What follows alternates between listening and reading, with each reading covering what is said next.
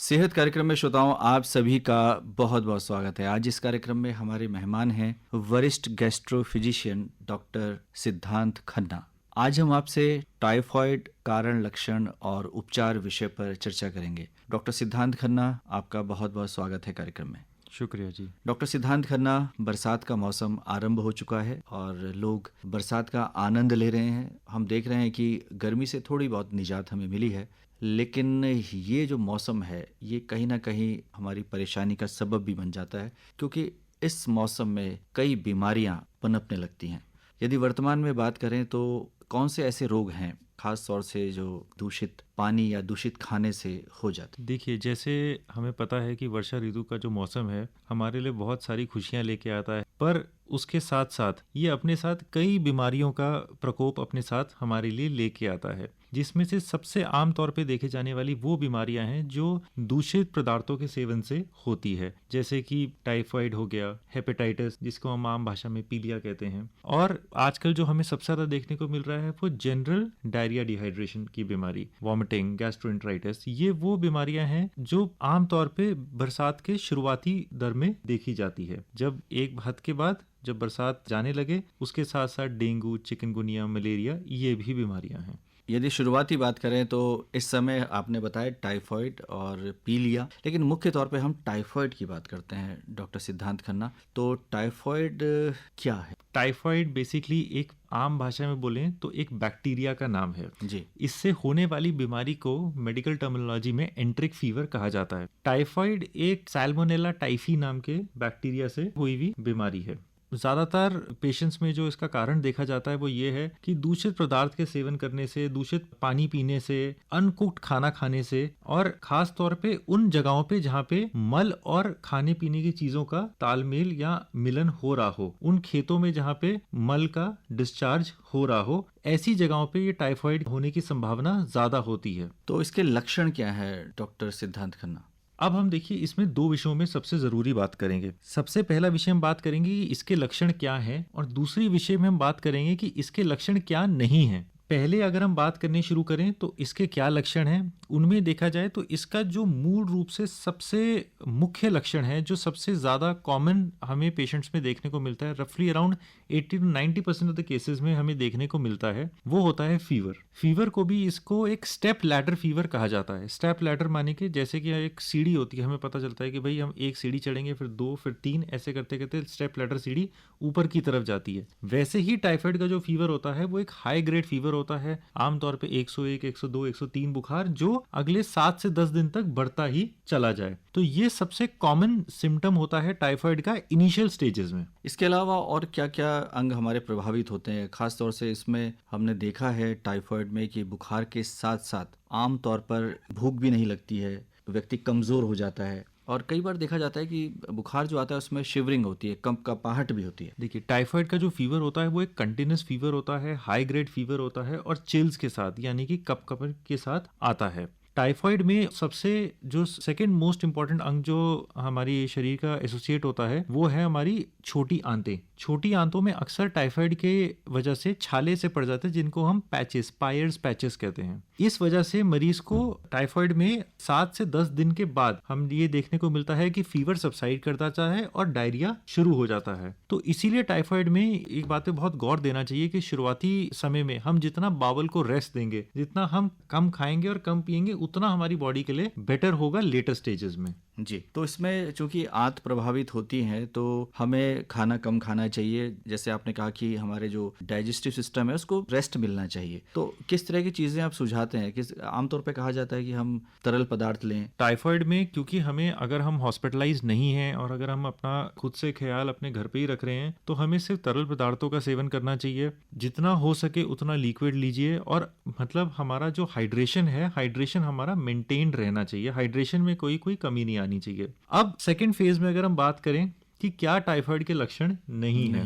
हमने आमतौर पे, आपने भी अपने घर परिवार में देखा होगा कि कोई बहन दोस्त सबको कि जी मेरा टाइफाइड हो गया था, मेरा टाइफाइड बिगड़ गया था, मेरे को पिछले 3 साल से टाइफाइड है, मेरे को हर 2 महीने में टाइफाइड हो जाता है। ऐसी बातें सुनने को हमें घर परिवार में मिलती हैं। तो इसके लिए मैं बताना चाहूंगा कि जब तक आपको फीवर नहीं है, जब तक आपको फीवर के बाद होने वाला डायरिया नहीं है, और जब तक कुछ ब्लड रिपोर्ट्स कंफर्म नहीं कर रही हैं कि आपको टाइफाइड है, तो ये भ्रम अपने मन में पालना कि जी मुझे टाइफाइड है, वो गलत है। आमतौर पे बहुत सारे ऐसे लक्षण हैं जो बहुत सारी और बीमारियों के होते हैं, चाहे पेट दर्द हो गया, बॉडी एक हो गया, headache, chest pain, diarrhoea, latrine के रास्ते से खून आना, पेशाब का कम होना, हम इन सब को बहुत बार टाइफाइड से जोड़ देते हैं। तो हम कह सकते हैं कि इस बीमारी के बारे में जो भ्रांतियां हैं बहुत ज्यादा हैं। भ्रांतियां इसलिए ज्यादा हैं क्योंकि जो नंबर है, जो शेयर नंबर है of the people having typhoid, वो बहुत ज्यादा है। तो आमतौर पर जो मरीज हैं वो झोला छाप डॉक्टर के पास चले जाते हैं और बुखार की दवाई खाते रहते हैं, तो ये उनके लिए घातक साबित हो सकता है डॉक्टर सिद्धांत खन्ना?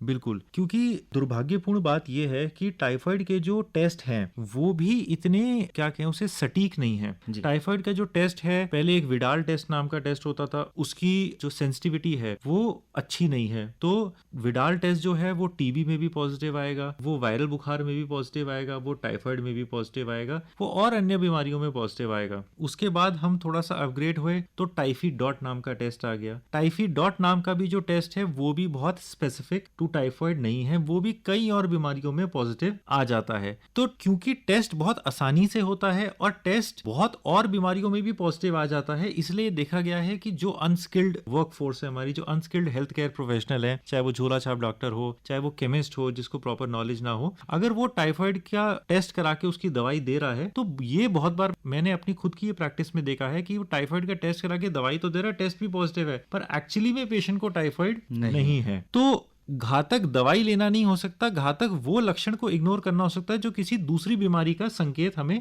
दे रहा हो। तो कुल मिलाकर हम कह सकते हैं कि इसमें एक क्वालिफाइड डॉक्टर के पास ही जाना चाहिए और इसको नजरअंदाज नहीं करना चाहिए। किसी भी इंटरनल मेडिसिन के डॉक्टर यानी कि फिजिशियन के पास जाके ही उसका डॉक्टर का परामर्श लेके और उसका सही उपचार करना चाहिए। आमतौर पर टाइफाइड या कई ऐसी बीमारियां जिस पर हमारे देश में काफी अंधविश्वास भी है, झाड़ फूक में भी लोग विश्वास करते हैं, लंबे समय तक बुखार आ रहा है। ये आपने बहुत ही अच्छी बात बोली है। झाड़ फूक में सबसे आमतौर पे देखा गया है, हमारी खुद की प्रैक्टिस में होता है कि पेशेंट आता है, उसे पीलिया होता है, उसका 3 दिन में पीलिया नहीं ठीक होता, तो वो कहता है कि डॉक्टर साहब मैं जरा झड़वा के आता हूँ। तो पीलिया की जो ये और झाड़ फूक की जो एक आपस में जो एक संबंध बना है, ये इस कारण बना है क्योंकि ये जो पीलिया होता है जिसको हम हेपेटाइटिस ए कहते हैं आमतौर पे, अगर हम कुछ ना भी करें तो भी इसने 5 से 7 दिन में ठीक हो जाना है। जब हम पीलिया के मरीज को भर्ती करते हैं तो वो ना केवल सिर्फ उसका पीलिया ठीक करने के लिए होता है, वो सिर्फ उसको उस 1 हफ्ते के लिए न्यूट्रिशनल और फ्लूइड सप्लीमेंटेशन के लिए होता है। पीलिया जो है वो एक, ये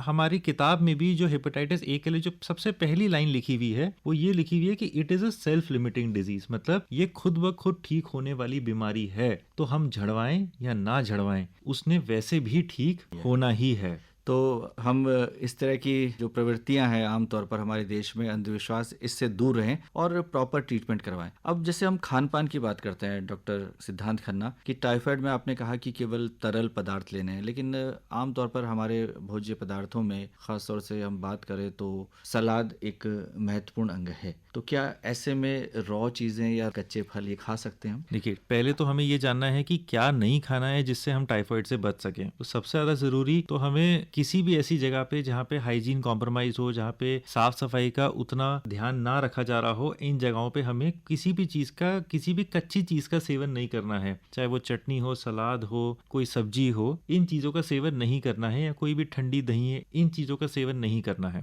दूसरी बात, अब हमें अगर टाइफाइड दुर्भाग्यपूर्ण हो गया तो तब हमें क्या नहीं खाना है, उसके लिए जैसा मैंने बताया टाइफाइड का एक ही रूल है, दैट इज बाउल रेस्ट। तो बाउल रेस्ट के लिए हमें वो चीजें खानी है कि जिसे कहते हैं ना गागर में सागर भर दिया, तो हमें वो चीजें खानी है कि जो अमाउंट जिसका थोड़ा हो पर जिसकी एनर्जी सप्लीमेंटेशन बॉडी को ज्यादा हो। एक डोंगा में अगर खीरा खा लूंगा या मैं अगर एक डोंगा सलाद खा लूंगा तो उसका एनर्जी सप्लीमेंटेशन 50 किलो कैलोरी भी नहीं होगा। वहीं अगर मैं एक मीठी खीर खा लूंगा तो उसका एनर्जी सप्लीमेंटेशन 400-500 किलो कैलोरी होगा। तो मुझे वो चीज खानी है जिसका अमाउंट कम हो पर उसमें ताकत ज्यादा हो, उसमें एनर्जी सप्लीमेंटेशन ज्यादा हो, कि मेरे बावल को काम कम करना पड़े। मीठी चीजें खा लें, मीठा जूस पी लें, कोई भी ऐसी चीज खा लें। हाँ, चिकनाई से हम बचे रहें, हम दाल खा लें, हम खिचड़ी खा लें, ऐसी चीजों का हमें सेवन ज्यादा करना है। डॉक्टर साहब, आपने आरंभ में कहा था कि लोग कहते हैं कि उनका टाइफाइड बिगड़ गया या बार बार टाइफाइड होता है, तो ये क्या है टाइफाइड बिगड़ना या बार बार होना? जी, हमारा टाइफाइड बिगड़ गया, ये जो एक पंक्ति है, ये मैं मान के चलता हूँ कि ये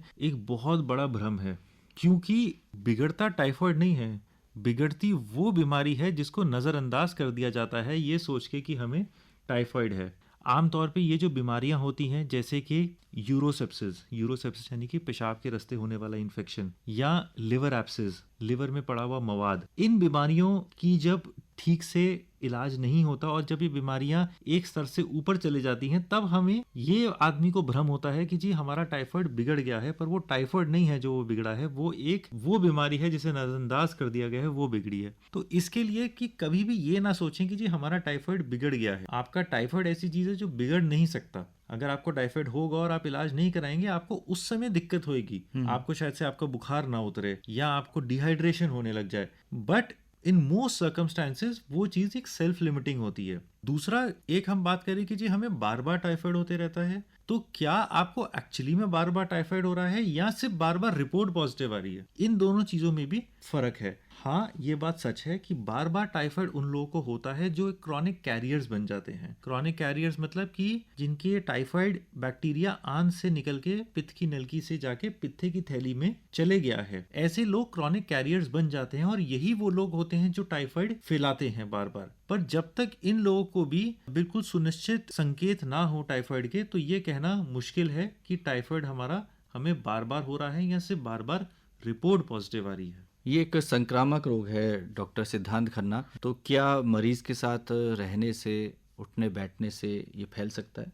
नहीं, जब तक हम पेशेंट का बाथरूम लेटरिन को अलग रख रहे हैं, जब तक हम उसके यूज करी हुई चीजों का जैसे टूथपेस्ट का या कोई भी ऐसे पर्सनल प्रोडक्ट्स का इस्तेमाल नहीं कर रहे हैं, तो ये साथ रहने से ये नहीं फैलेगा। साथ रहने से ये जरूर फैल सकता है कि हम भी वही गंदा खाना खा रहे हैं जो टाइफाइड का मरीज खा रहा है, तो हमें डेफिनेटली हो सकता है। पर हाँ, ये किसी भी आपसी संक्रमण से नहीं फैलता। तो डॉक्टर सिद्धांत खन्ना, अंत में हमारे श्रोताओं को बताएं कि किस तरह से हम इस रोग से बच सकते हैं, खासतौर से अब जब ये बरसात का महीना चल रहा है और इस दौरान संक्रमण फैलने की संभावना ज़्यादा है क्योंकि दूषित पानी और दूषित भोजन खाने की भी संभावना बढ़ जाती है। बचने के लिए सबसे पहले जिसे कहते हैं कि prevention is better than cure, so to prevent typhoid कम से कम बाहर खाएं, कम से कम अनकुक्ड खाएं, और अगर हो भी जाए तो इसके लिए पूरा complete course of antibiotics, proper diagnosis followed by proper treatment with a proper doctor, वो करें।